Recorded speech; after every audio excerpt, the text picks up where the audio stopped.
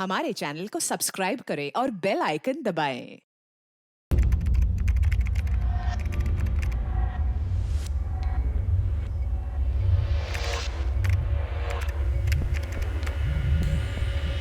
अंधेरे से भरा हुआ कमरा, कोने से आती हुई मध्यम रोशनी। कमरे के बीचों बीच एक कुर्सी पड़ी हुई है। उस कुर्सी पर एक आदमी को रस्सियों से बांधा हुआ है। हाथ और पैर बंधे होने के कारण वो आदमी अपने आप को छुड़ा नहीं पा रहा है। वो मदद के लिए भी नहीं चीख पा रहा है क्योंकि उसके मुंह में रूमाल ठूंसा गया है जिससे वो चीख न सके।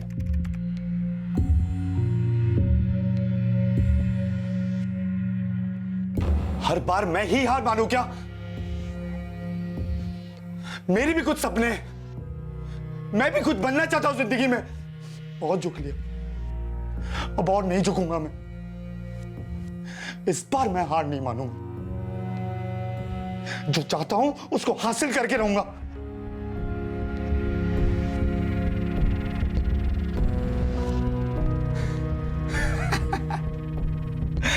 Yes yes. Well done, superstar Yogesh. Well done. You're gonna make it.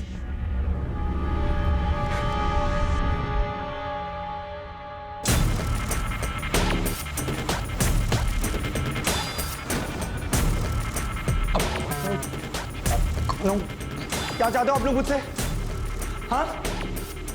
खोलो मुझे। बांधा क्यों है? खोलो प्लीज, खोलो मेरे।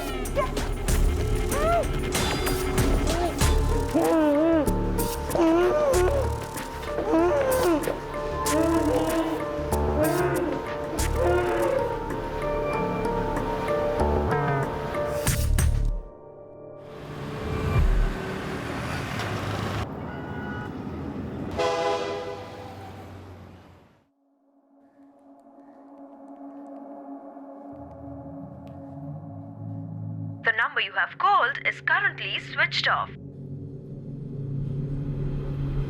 मम्मी, क्या हुआ? योगेश का फोन स्विच ऑफ है। ये लड़का भी ना कब क्या करेगा कुछ भी समझ में नहीं आता। तुझे भी नहीं बताया? नहीं मम्मी, कहीं फंस गया होगा। और अभी टाइम ही कितना हुआ है, आ जाएगा ना। हो सकता है रिहर्सल में होगा तो फोन स्विच ऑफ कर दिया होगा। आप भी ना बेकार में ही परेशान होते रहते हो। क्या बात है, इतनी परेशान क्यों? कुछ नहीं पापा, मम्मी की तो आदत है हर वक्त बेकार में टेंशन लेने की। हाँ, इस घर में तुम सारे लोग समझदार हो, मुझे ही आदत है फालतू में बड़बड़ाने की। अरे पर हुआ क्या ये तो बताओ। योगेश का फोन कब से स्विच ऑफ आ रहा है? अरे उसकी मोबाइल की बैटरी चली गई होगी या रिहर्सल में होगा। फिक्र मत करो, आ जाएगा।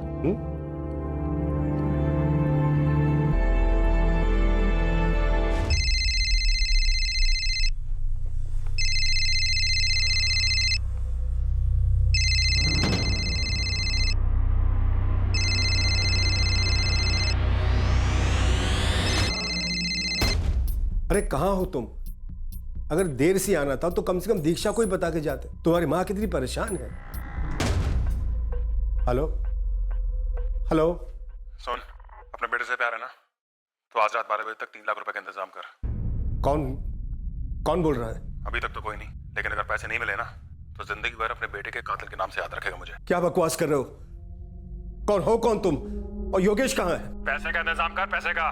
मैं दोबारा फोन करूंगा। कौन हो तुम? कुछ टाइम के लिए अपने बच्चे का बाप समझ ले। और जब बाप बच्चों के साथ होते हैं ना, पुलिस की जरूरत नहीं पड़ती। समझ गया? पुलिस को खबर की तो तेरा बेटा कभी वापस नहीं आएगा। Hello hello.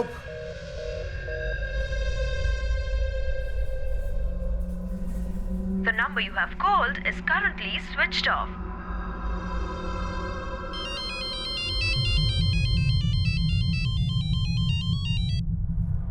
बोलो पंकज। नरेंद्र भाई, किसी ने भी योगेश को मोबाइल से फोन किया था।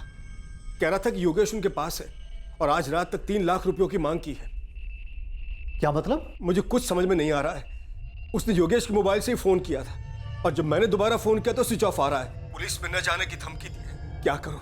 मेरे पास तो पैसे भी नहीं उसे देने के लिए। अगर सच में ऐसा हुआ है तो हमें पुलिस के पास जाना ही होगा।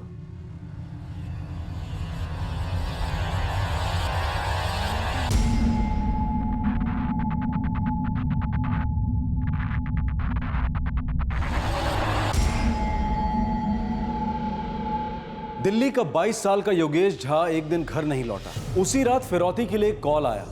एक संभावना यह थी कि शायद योगेश मजाक कर रहा था, लेकिन अगर यह सच था तो कौन था यह किडनैपर? योगेश का परिवार बुरी तरह से डर गया था।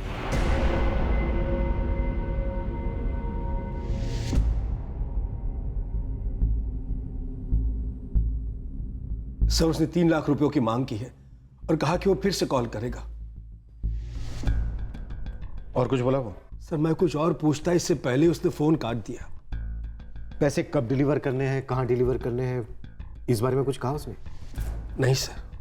हमें उसके अगले फोन का इंतजार करना होगा। आप हमें योगेश का फोन नंबर दीजिए। हाँ श्रीवास्तव। Yes sir. इस नंबर के कॉल रिकॉर्ड्स निकालो और लोकेशन ट्रैक करो। योगेश ने आपको कुछ बताया था कि वो किससे मिलने जा रहा है? हाँ, वो पिछले 3 दिनों से किसी स्क्रिप्ट राइटर से मिलने जाता था। क्या नाम है स्क्रिप्ट राइटर का? संजय शर्मा नाम बताया था उसने। योगेश एक्टर बनना चाहता था ना? जहां तक मेरी जानकारी है, एक्टर या तो कास्टिंग एजेंसी के पास जाते हैं या फिर प्रोडक्शन हाउस के चक्कर लगाते हैं। योगेश स्क्रिप्ट राइटर से मिलने क्यों जा रहा था? हमारी फैमिली में किसी का फिल्म इंडस्ट्री से कोई कनेक्शन नहीं है। अब योगेश एक्टर बनना चाहता है, सो अपने कनेक्शन बनाने के लिए वो फ्रेंड स्क्वायर पर फिल्म इंडस्ट्री से जुड़े लोगों और ग्रुप्स को ज्वाइन करने लगा था।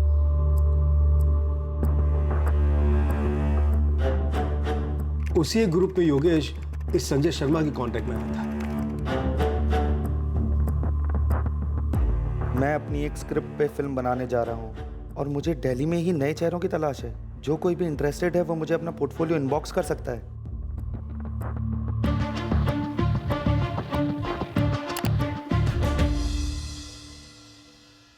अच्छा पंकज जी, एक बात बताइए, योगेश का एक्टर बनना क्या आपको पसंद था?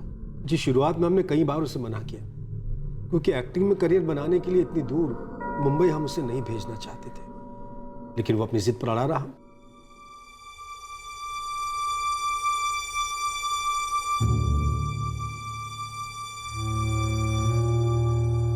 पापा, पापा मैंने सोच लिया है। क्या सोचा है भाई? पापा, मैं एक्टर बनना चाहता हूँ। योगेश, तुम्हें क्या हो गया है? ये तुम्हारे सर पर एक्टिंग का भूत कब से सवार हो गया? बेटा, इस लाइन में करियर बनाना बहुत मुश्किल है। सब कुछ भगवान भरोसे होता है वहां पर। पापा, जहाँ मेहनत होती है वहाँ भगवान और भरोसा दोनों आ ही जाते ना। अब मैं खूब मेहनत करूंगा। तुम समझते क्यों नहीं हो बेटा? मम्मी प्लीज प्लीज पापा, मेरा इंटरेस्ट है इसमें। बस 1 साल का मौका दे दीजिए। अगर मैं कुछ नहीं कर पाया तो पक्का वापस आ जाऊंगा। पापा, मुझे पता है आपको मुझ पर भरोसा नहीं है, पर मुझे खुद पर बहुत भरोसा है।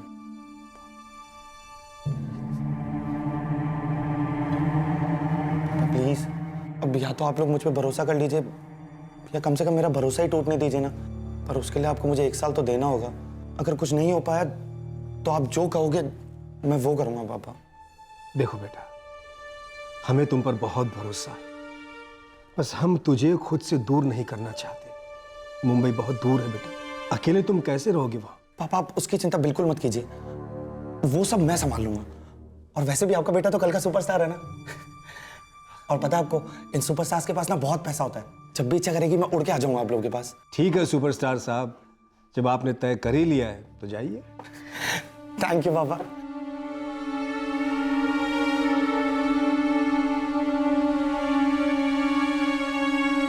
मेरे हाँ करने के बाद योगेश बहुत खुश था सर।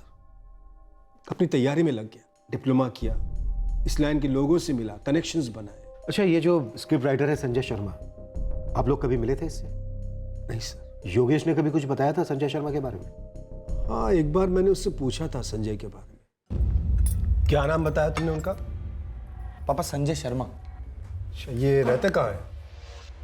ये नौबी नगर में, गली नंबर 3। ये है कौन संजय? प्रोड्यूसर या डायरेक्टर?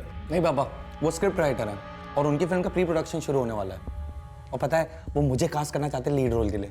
और पता है पापा, उनको मेरा ऑडिशन भी बहुत पसंद आया है। एक्शन। देख भाई, पैसा कमाना ना इतना आसान नहीं होता है, इसके लिए बहुत मेहनत लगती है क्या। और अगर तेरे को जल्दी पैसा कमाने का है तो उसके लिए दिमाग लगाना पड़ता है, दिमाग। इधर हर चीज का शॉर्टकट मिलेगा तेरे को, हर चीज का, लेकिन शॉर्टकट ना इतना आसान नहीं होता है और इसमें रिस्क भी बहुत है। लाइफ का। अब तू देख, तू रिस्क ले सकता है या लाइफ लॉन्ग तेरे को ऐसे ही सेफ रहकर मिडिल क्लास रहने का है, ये तेरी इच्छा। करेक्ट।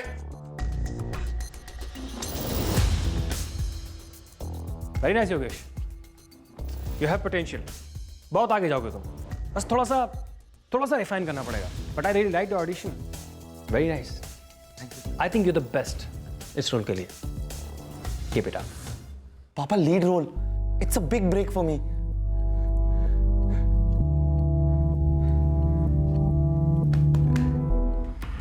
इस संजय शर्मा का फोन नंबर है आपके पास? जी नहीं। आप फ्रेंड स्क्वायर यूज करते हैं? नहीं सर, पर मेरी बेटी दीक्षा यूज करती है। दीक्षा, हमें संजय शर्मा का फोटो चाहिए। क्या तुम अपने भाई की फ्रेंड लिस्ट में जाकर संजय का प्रोफाइल खोल सकती हो? हाँ सर। प्लीज।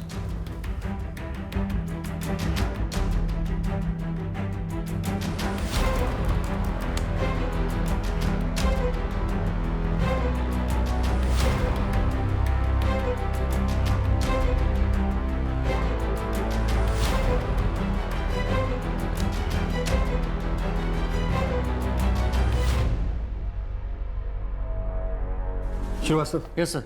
इसका प्रिंट आउट निकालो। Sure sir. सर, आपको संजय पे शक है, लेकिन वो योगेश का किडनैप क्यों करेगा?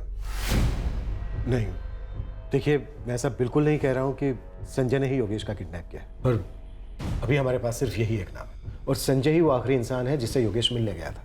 हो सकता है योगेश जब संजय के घर से निकला हो तो उसे बताकर निकला हो कि वो कहाँ जा रहा है या फिर किससे मिलने जा रहा है। फिलहाल आप जा सकते हैं, और अगर किडनैपर का दोबारा फोन आता है तो हमें तुरंत इन्फॉर्म करें। सर, योगेश को कुछ नहीं होगा ना?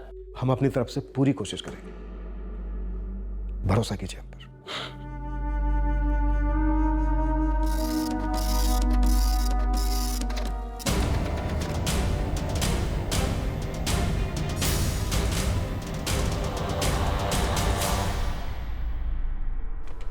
The number you have called is currently switched off. The number you have called is currently switched off. Sir, Yogesh के रीसेंट कॉल में से सिर्फ एक नंबर है जो स्विच ऑफ बता रहा है। हो सकता है यही नंबर संजय शर्मा का हो। इस नंबर की कॉल डिटेल्स निकालो। निकलवा लिए सर, थोड़ी देर में मिल जाएगी। श्रीवास्तव, ये संजय शर्मा ना मुझे शुरू से ही खटक रहा है। इसका इस केस से कुछ ना कुछ लेना देना तो है। सर, ये भी तो हो सकता है कि ये इनोसेंट हो। बिल्कुल हो सकता है, हो सकता है ये इनोसेंट हो सकता है इस केस से इसका कुछ लेना देना हो ही नहीं, और ये भी हो सकता है कि किडनैपिंग हुई ना। पर श्रीवास्तव, जब इतना कुछ हो सकता है तो ये भी तो हो सकता है कि ये ही मास्टरमाइंड, सब कुछ इसी ने प्लान किया, और ये कोई मजाक नहीं बल्कि एक्चुअल किडनैपिंग हो तो सकता है। हमें हर संभावना को टटोलना होगा श्रीवास्तव। इस हो सकने और ना हो सकने के बीच बहुत कुछ ऐसा है जो अभी तक हमें नहीं पता, और यहीं कहीं पर उस मासूम की जान अटकी हो सकती है, और हमारी एक छोटी सी चूक उसकी जान ले सकती है।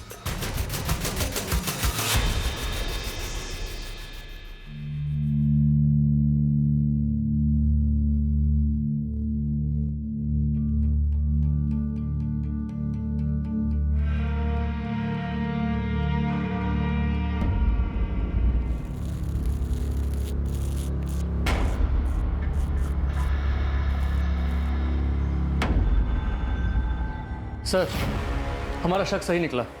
जो नंबर स्विच ऑफ आ रहा था वो संजय शर्मा का ही है, और ये सिम पुणे के एड्रेस पर रजिस्टर्ड है। जब रैंसम के लिए कॉल आया उस समय योगेश का सेल लोकेशन नौवीर नगर ही था, जहां ये संजय शर्मा रहता है। टीम रेडी करो, चल के देखते हैं संजय शर्मा को। एक नाम सामने आया था, संजय शर्मा, योगेश का गॉडफादर। लेकिन क्या वो सच में योगेश का गॉडफादर था या फिर उसकी असलियत कुछ और ही थी? पुलिस उसके दरवाजे तक पहुंच रही थी, जहां कुछ था जो पुलिस का इंतजार कर रहा था।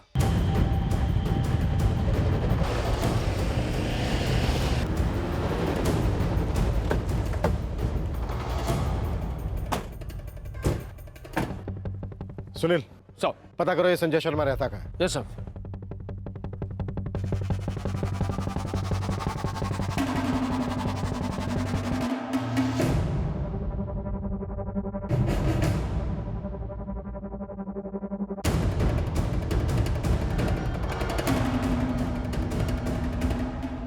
इसे पहचानते हो?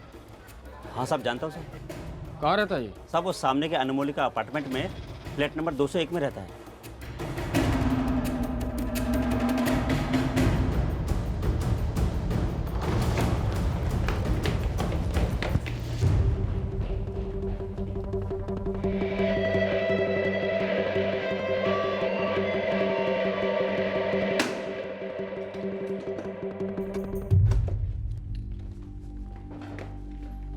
लाइट ऑन करो।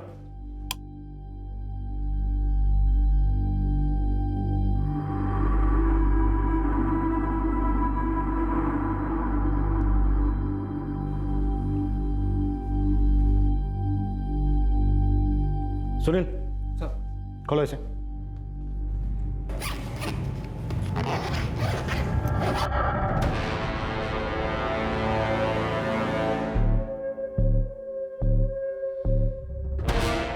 श्रीवास्तव, तुरंत एम्बुलेंस और फॉरेंसिक टीम को बुलाओ। सर। और हाँ, फैमिली को भी इन्फॉर्म करो। Yes sir. सुनील सर, कोना कोना छान मारो। सर।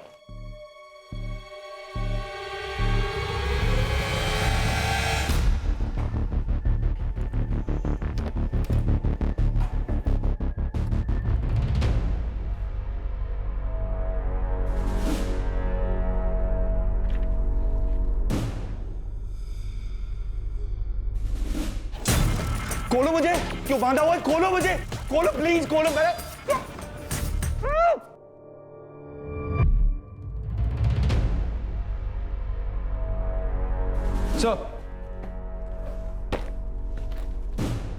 सर ये डायरी और एक फाइल मिली सर। ठीक है सर।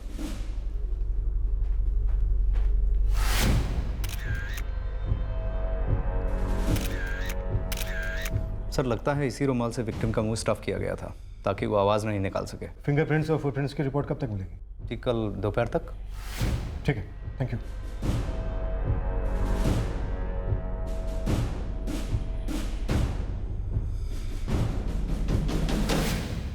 जिस बात की संभावना थी वो हुई नहीं थी और जिस बात की आशंका थी वो हो गई थी। ये कोई फर्जी किडनैपिंग नहीं थी। योगेश झा को किडनैप करके जान से मारा जा चुका था और उसका so called godfather Sanjay Sharma भी गायब था। यह किडनैपिंग केस अब एक मर्डर केस में बदल चुका था। कई सवाल अपना सर उठाए खड़े थे जिनका जवाब सिर्फ संजय शर्मा दे सकता था। लेकिन यह संजय शर्मा आखिर था कहां?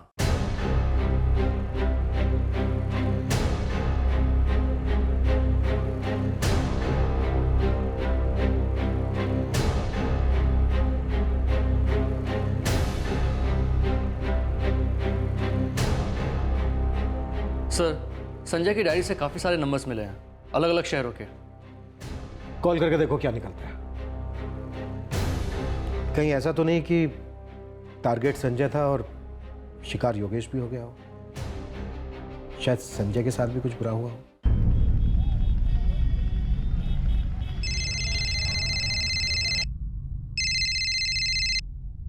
हेलो, त्रिपुरारी पटेल जी बोल रहा हूँ। आप कौन? मैं दिल्ली से police sub inspector Ravindra Srivastava बोल रहा हूँ। बोलिए, क्या बात है? क्या आप किसी संजय शर्मा को जानते हैं जो दिल्ली में रहता है? हाँ, संजय शर्मा तो हमारे मकान मालिक जयकांत शर्मा का बेटा है। आप हमें जयकांत शर्मा का नंबर दे सकते हैं? घर के किराए का लेन देन तो हमेशा संजय ही करता है। हमें जयकांत जी से काम ही नहीं पड़ता कोई। और कोई इन्फॉर्मेशन? हाँ सर, आज सुबह ही संजय का फोन आया था। कह रहा था कि उसे अगले महीने का किराया भी एडवांस में चाहिए और उसने ये भी कहा कि वो खुद 2-3 दिन में आके पैसे ले लेगा। आप हमें जयकांत शर्मा का एड्रेस दे सकते हैं? सर एड्रेस तो मेरे पास नहीं है, पर मुझे इतना पता है कि उनकी फैमिली फतेहपुर में रहती है। तुम्हारा रेंट एग्रीमेंट तो बना ही होगा ना? हाँ सर, एग्रीमेंट तो बना है। तो उसमें से देखकर एड्रेस दे दो। शाम को घर जाते ही मैं आपको फोन करके बता दूंगा सर।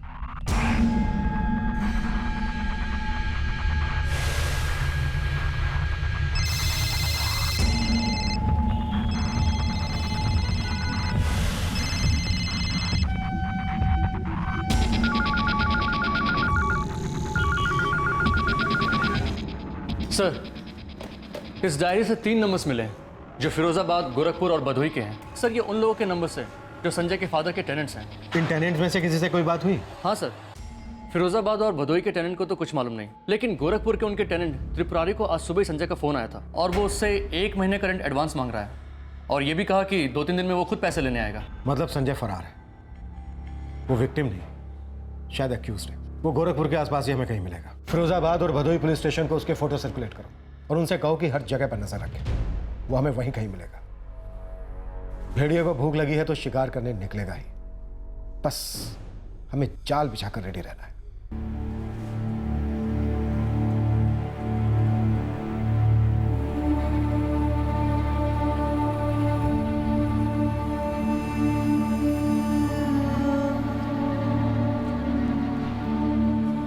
पोस्टमार्टम हो चुका है, कुछ पेपर्स हैं, उन पे साइन करके आप बॉडी को यहाँ से ले जा सकते हैं।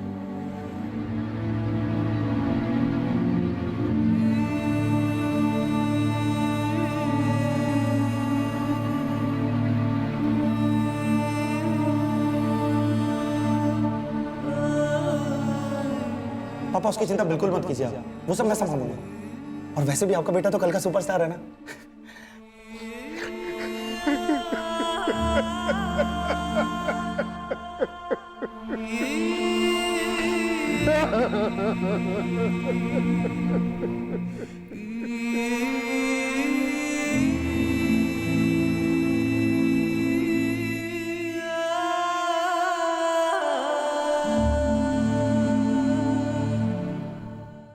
सर, संजय के फादर जयकांत शर्मा से बात हो गई है। वो कल दोपहर तक पुलिस स्टेशन आ जाएंगे। गुड। और सर, पोस्टमार्टम रिपोर्ट के मुताबिक विक्टिम की मौत स्ट्रैंगुलेशन की वजह से हुई है। डॉक्टर्स का कहना है कि स्ट्रैंगुलेशन के लिए रोप का इस्तेमाल किया गया है। पैरों और कलाइयों पर रोप के मार्क्स भी हैं। मौत की टाइमिंग कल दोपहर 3 से 6 के बीच की है। पर पंकज ने तो हमें रैंसम कॉल की टाइमिंग कुछ और ही बताई थी। रात 8:30 बजे के करीब। मतलब रैंसम कॉल किए जाने से पहले ही योगेश मर चुका था। Yes sir. लेकिन सर, संजय योगेश का मर्डर क्यों करेगा? ये तो हमें संजय बताएगा। उसका फोन ट्रेस हुआ? नहीं सर, उसका मोबाइल अभी बंद है। श्रीवास्तव, अपने खबरों को एक्टिव करो। उनसे कहो कि संजय का पूरा कच्चा चिट्ठा निकाले।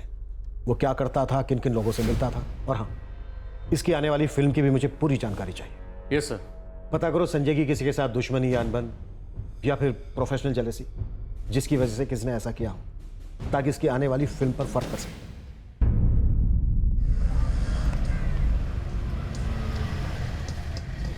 स्टेशन चलना है, जल्दी चलिए।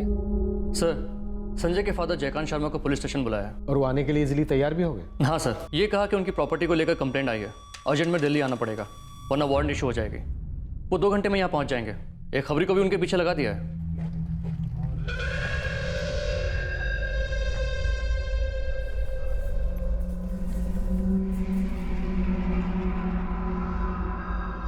ये सब क्या पूछ रहे हैं आप, और मुझे यहां इस तरह बुलवाने का क्या मतलब है? जयकांत जी, हमें शक है कि आपके बेटे ने यहाँ दिल्ली में एक लड़के का कत्ल किया है और कत्ल के बाद से वो फरार है। उसका फोन भी स्विच ऑफ है। क्या बकवास कर रहे हैं आप? मेरा बेटा किसी का कत्ल क्यों करेगा? देखिए इंस्पेक्टर साहब, वो कोई क्रिमिनल नहीं है, मैं भी एक प्रोफेसर हूं। वो ऐसा काम कर ही नहीं सकता। मिस्टर प्रोफेसर, उस लड़के की लाश हमें आपके सुपुत्र के घर से मिली है और कत्ल करने के बाद संजय ने उस लड़के के फादर को फोन करके 3 लाख रुपए की फिरौती मांगी। नहीं सर, आपको कोई गलतफहमी हुई है। क्या करें सर, हमें तो आदत हो गई है गलतफहमी में जीने की। पर इस वक्त गलतफहमी हमें नहीं, आपके बेटे को है कि वो हमसे बचकर भाग सकता है। वैसे इन 2 दिनों में आपके बेटे ने आपको एक बार भी फोन नहीं किया? नहीं किया सर, पर इसमें कुछ भी अजीब नहीं है। वो बिजी होता है, इसलिए 3-4 दिनों में ही एक बार बात हो पाती है। जब भी आपका बेटा आपको फोन करेगा, आप तुरंत हमें इन्फॉर्म करेंगे। आप एक प्रोफेसर हैं, पढ़े लिखे आदमी, अच्छी तरह से समझ सकते हैं कि आपका बेटा जितना कानून से भागेगा उसे उतनी ज्यादा परेशानी होगी। जयकांत जी, आप ये कतई मत सोचिएगा कि अगर आप अपने बेटे की मदद करते हैं तो इस बात का हमें पता नहीं चलेगा। शांति आत्मना शांति।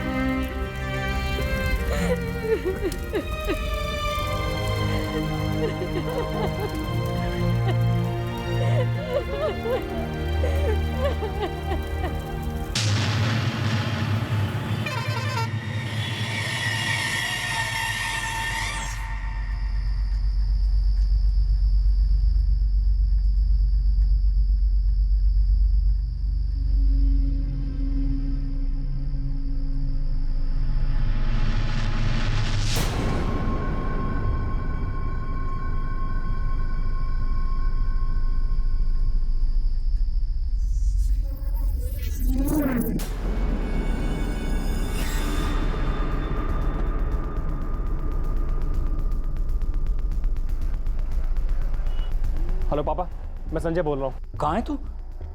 और तेरा फोन 2 दिन से बंद क्यों आ रहा है? पापा मैं फिरोजाबाद में हूँ, कल भदोही जा रहा हूँ, मुझे कुछ पैसों की ज़रूरत है। फिरोजाबाद? वहाँ क्या कर रहा है तू? पापा मैं बताऊँगा ना आपको, आप मेरे अकाउंट में कुछ पैसे जमा करा दीजिए। मैं कल डाल दूंगा, पर फिरोजाबाद में तू कहाँ है इस वक्त? पापा मैं बाद में बात करता हूँ। Okay bye. पैसे क्या कह रहा था? कह रहा था कि वो अभी फिरोजाबाद में है और भदोही जाने वाला है, उसे कुछ पैसों की ज़रूरत है। नहीं नहीं, हमारा बेटा ऐसा कुछ नहीं कर सकता। मैं नहीं मानती कि उसने ऐसा कुछ किया होगा। मानना तो मैं भी नहीं चाहता, पर उस लड़के की लाश संजय के घर से मिली है।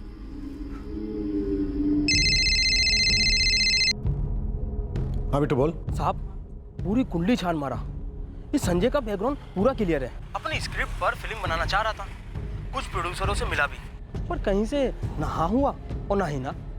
कोई दुश्मनी नहीं, कोई मजबूरी नहीं। इसका योगेश को मारने का कोई रीजन नहीं था साहब। ठीक है।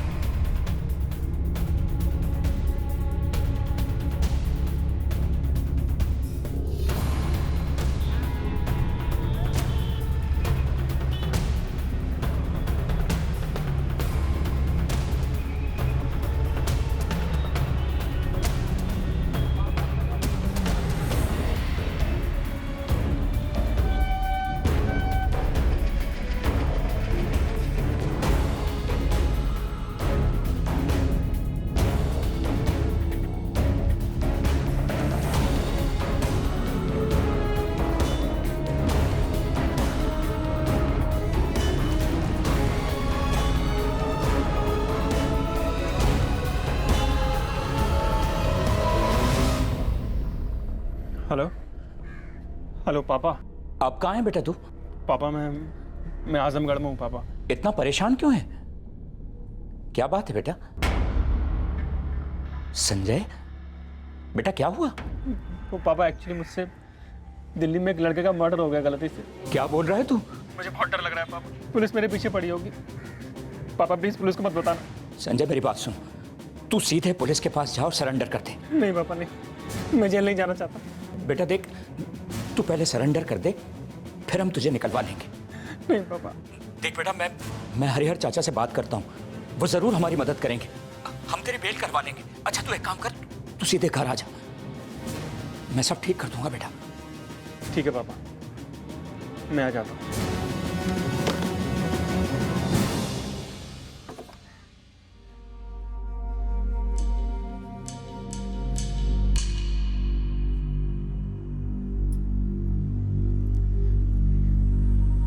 संजय पकड़ा गया? नहीं। हमारे बच्चे ने उसका क्या बिगाड़ा था? उसने ऐसा क्यों किया? मुझे नहीं पता अंजलि, मुझे कुछ नहीं पता। पुलिस का बिछाया हुआ जाल आखिर सही जगह पर जाकर बिछ गया था। शिकार जाल से अनजान शिकारी की तरफ बढ़ रहा था। पुलिस को बस अब एक मौका चाहिए था।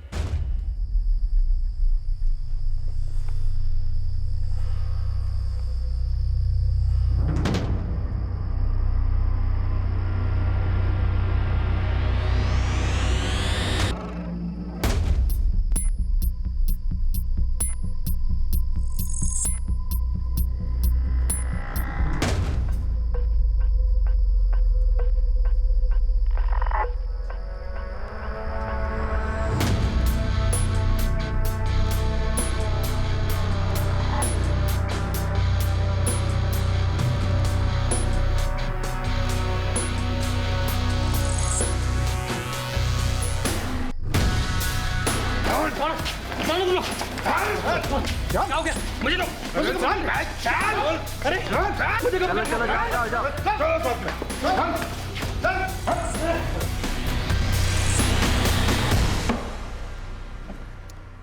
हो जा शुरू। देख, वो बोल जो तूने किया है, वो बिल्कुल मत बोलना जो तूने सोचा है। सीधे सीधे मैं स्टोरी का नरेशन थे, बिगनिंग से लेकर क्लाइमैक्स तक अगर एक भी जर्क आया ना, तो ये बेल्ट अभी तक टूटी नहीं है। बताता हूँ सर। 2 साल पहले फिल्म मेकिंग और डायरेक्शन में कोर्स करने के बाद मैं मुंबई आ गया। वहाँ 8 महीने तक स्ट्रगल किया, पर किसी भी अच्छे प्रोडक्शन हाउस में मुझे कोई काम नहीं मिला।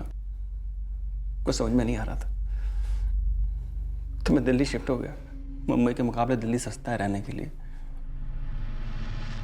लगा कुछ काम भी हो जाएगा, थोड़ा बहुत काम मिला भी, पर कोई फायदा नहीं हुआ।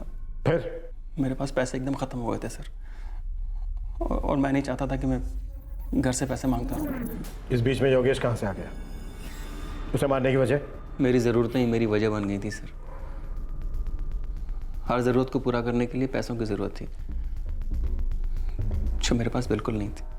ऐसे 4-4 स्क्रिप्ट थी मेरे पास जो मैंने खुद ही लिखी थी, और उन्हें लेके खूब चक्कर लगाए प्रोड्यूसर्स के, पर हर जगह सिर्फ तारीफें ही मिलती थी, कहीं कोई काम नहीं मिला।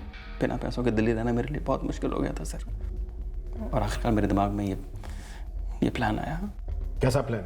मैंने ठान लिया था कि किसी को जहाँ से मैं लेकर फंसाऊंगा, उसे किडनैप करूंगा और फिर उसकी फिरौती मांगूंगा। फिर तूने योगेश को ट्रैप किया?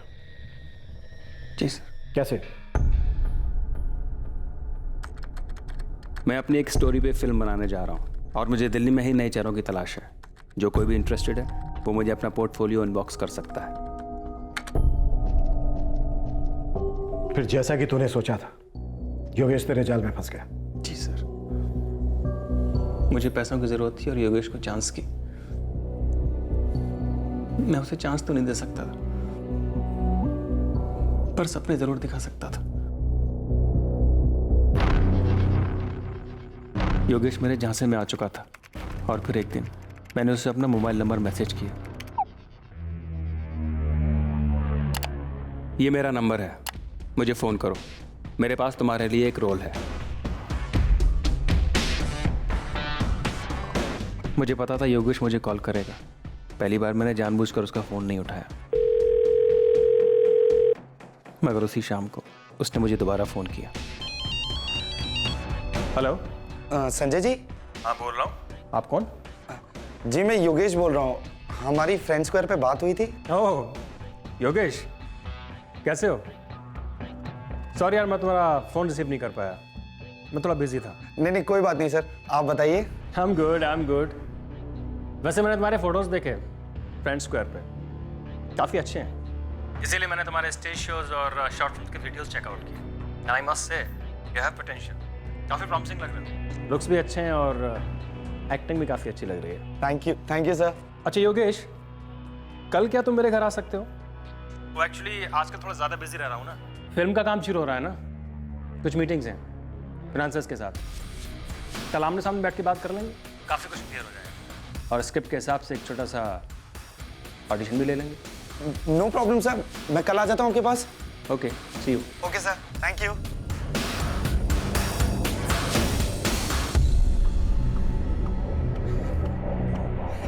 और अगले दिन वो मेरे घर आया।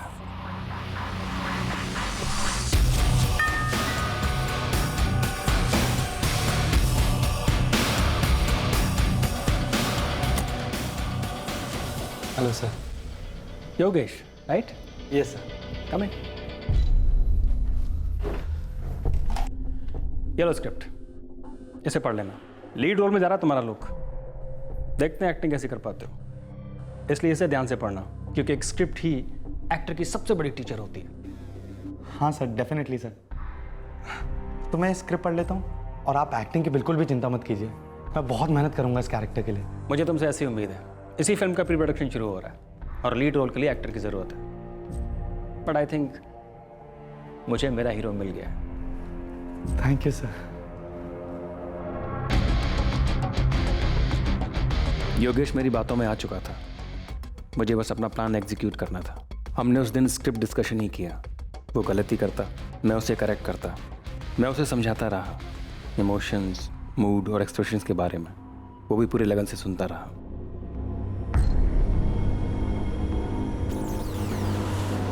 और फिर अगले दिन भी हमने उन्हीं चीज़ों पर काम किया।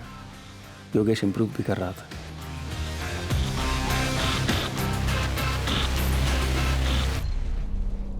योगेश तुझसे एक्टिंग सीखने की कोशिश कर रहा था, लेकिन वो नहीं जानता था कि तू भी एक्टिंग कर रहा है। तू भेड़ की खाल में छिपा भेड़िया था।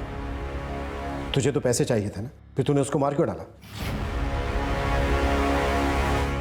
योगेश, तुम एक्टिंग तो अच्छी कर ही लेते हो, लेकिन जब तक एक्टर अपनी बॉडी लैंग्वेज का इस्तेमाल ना करे ना, उसकी एक्टिंग में जान नहीं आती। और आज हम वही सीखें। मैंने एक मोनोलॉग लिखा है, उसे पढ़कर तुम्हें पता लग जाएगा कि जब तुम्हारे पास शब्द ना हो, वर्ड्स ना हो, तुम कैसे अपने इमोशंस को अपनी बॉडी लैंग्वेज के थ्रू एक्सप्रेस कर सकते हो। और उसके बाद मैं तुम्हें प्रोड्यूसर से मिलाने ले जाऊंगा। Sure sir, I will do my best sir. Good. तो सीन यह है कि तुम्हारा किडनैप कर लिया गया और तुम्हें कुर्सी पे बांध दिया गया है। अब जब तक तुम्हें बांधा जा रहा है तुम डायलॉग्स बोल सकते हो, लेकिन उसके बाद तुम चिल्ला भी नहीं सकते, क्योंकि तुम्हारे मुंह में रुमाल ठूसा जा चुका है। और अब तुम्हें अपने एक्सप्रेशन से अपना स्ट्रगल दिखाना है। Okay sir? Yes sir.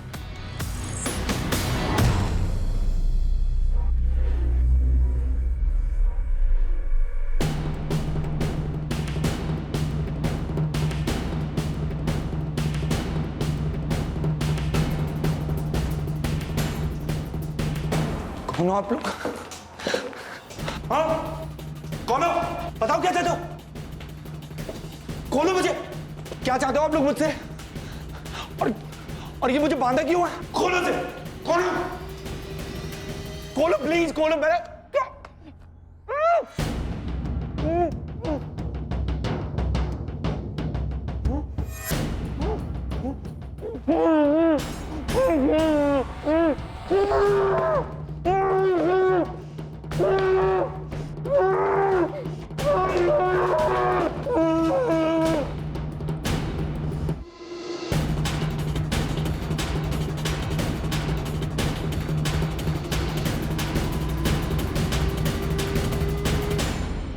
I am sorry Yogesh, ये कोई सीन नहीं, दिस इज द रियलिटी। मैंने तुम्हें किडनैप किया है।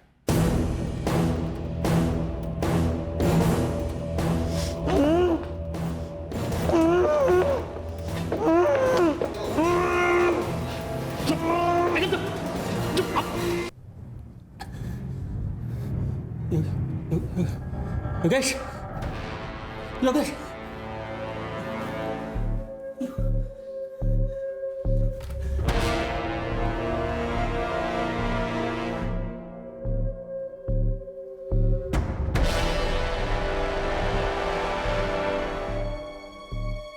फिर उसके बाद मैं मार्केट जाकर एक नया सूटकेस लेकर आया और योगेश की बॉडी को मैंने जैसे तैसे करके उसके अंदर भर दिया।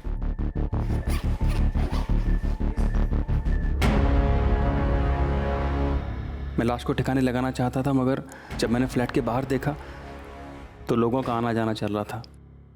मैं और घबरा गया। मेरे को समझ में नहीं आ रहा था सर, करना कुछ और चाह रहा था, हो कुछ और गया था। योगेश के फादर को भी मैंने ही कॉल किया था। सुन, अपने बेटे से प्यार है ना, तो आज रात 12 बजे तक 3 लाख रुपए का इंतजाम कर। कौन बोल रहा है? अभी तक तो कोई नहीं, लेकिन अगर पैसे नहीं मिले ना तो जिंदगी भर अपने बेटे के कातिल के नाम से याद रखेगा मुझे। मगर मुझे पता था कभी न कभी तो मैं पकड़ा जाऊंगा, पर मैं जेल नहीं जाना चाहता था सर, इसीलिए वहां से भाग गई। मगर जेल तो तू आ गया ना। तूने एक लड़के को सपने दिखाए, फिर लालच में आकर उसके सपनों को उसी के खून से रख दिया। मुझसे बहुत बड़ी गलती हो, मुझे माफ कर दीजिए सर। ये जो तूने गलती में किया है ना, अब इसके लिए तू जिंदगी भर पछताएगा। तूने अपनी जिंदगी तो खराब कर ही ली। तूने एक पैशनेट लड़के को मार डाला, उसके परिवार को तोड़ डाला। तूने किसी एक को नहीं बल्कि एक पूरे परिवार को जीते जी मार डाला है संजय।